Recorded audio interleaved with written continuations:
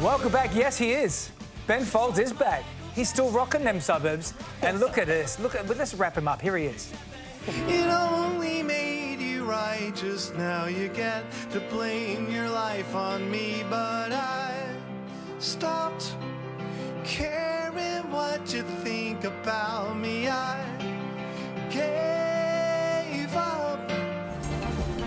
We're told we are capable of anything. You don't seem to think that you are. So good. His voice is unmistakable, and we're thrilled to say that Ben joins us now on the couch. Good morning to you. Hey, buddy. Hey, welcome. It's so cool to have you here. Oh, thank you.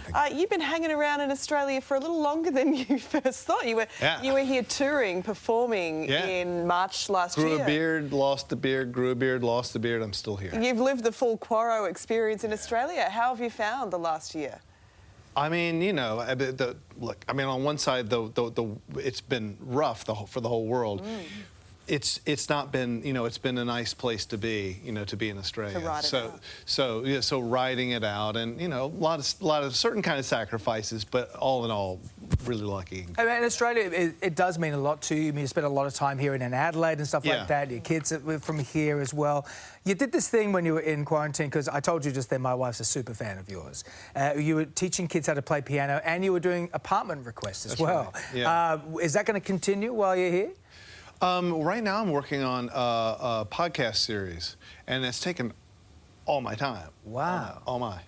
Yeah, because I'm making a song for every one, so we do one a week. And my guests, I make sure that something that we've talked about, I use their voice and turn it into a song, which has taken the rest of the week. Because you do this incredible... This is the Lightning Bugs with Ben Folds is what that's called, yeah? Which is named after the book you did last year too, which was a great book. Because you do this thing live too, which I love about you, where you just sort of conduct the audience in the orchestra and make songs up, and it's an extraordinary thing you're doing. So you're doing that almost in a podcasty sort of form?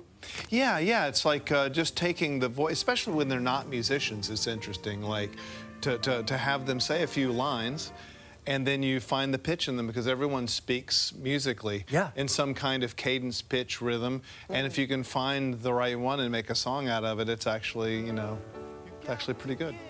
One of my favourite stories from your book to sort of go on about, and I know you've spoken about it before, is one of the institutions of Channel 9 was the midday show. Yeah. And your performance on that with Jeff Harvey, you threw a stool at the piano, and it was during his piano, which he was. I think I didn't know that. There's some of it here at the time, which was your style at the time. That's right.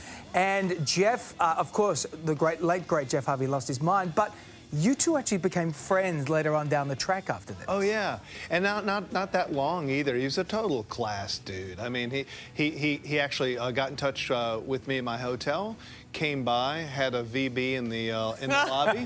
Sounds like Jeff. Yeah, and then he went to be there for his daughter's. He was having grandkids, I guess, that same day, which is why I remember the day so well. Wow. He was a good dude. He didn't know. I didn't know that was his piano. Yeah. And he didn't know that was your business. style. It was just show business. Like we knew what we were doing. Yeah. Well, you're celebrated as one of the great live performers, of course, so you must be itching to get back on stage. And I know you're going to be performing in the Hunter Valley for a day on the green, their new Cellar Door series. What's that all about, and what can we expect? What are you going to do? Well, it's not that terribly radical. I just play songs that I wrote. I do play them differently each time. There's mistakes in different parts, and you know, I mean, like we were talking about, I like creating music on the spot. It keeps me in shape, and I think it reminds people that music is just. It's just sometimes just a celebration of the moment and spontaneous, and that's the way it is. So there'll be that, you know. Well, you're one of the great live performers and writers and musicians, and my wife is a mega fan, and I know why. You're incredible. We've seen you multiple times live. But so everyone should go to dayonthegreen.com.au. Download it's a podcast up now. No, it comes out April 8th, Lightning Bugs. Great. Right, and whether you like it or not, you're now officially declared an honorary. Yeah, we should do a citizenship ceremony next time you're here. We can make that happen. We have the powers for that. Thanks, Thank you so much for coming in. Such a thrill to meet you.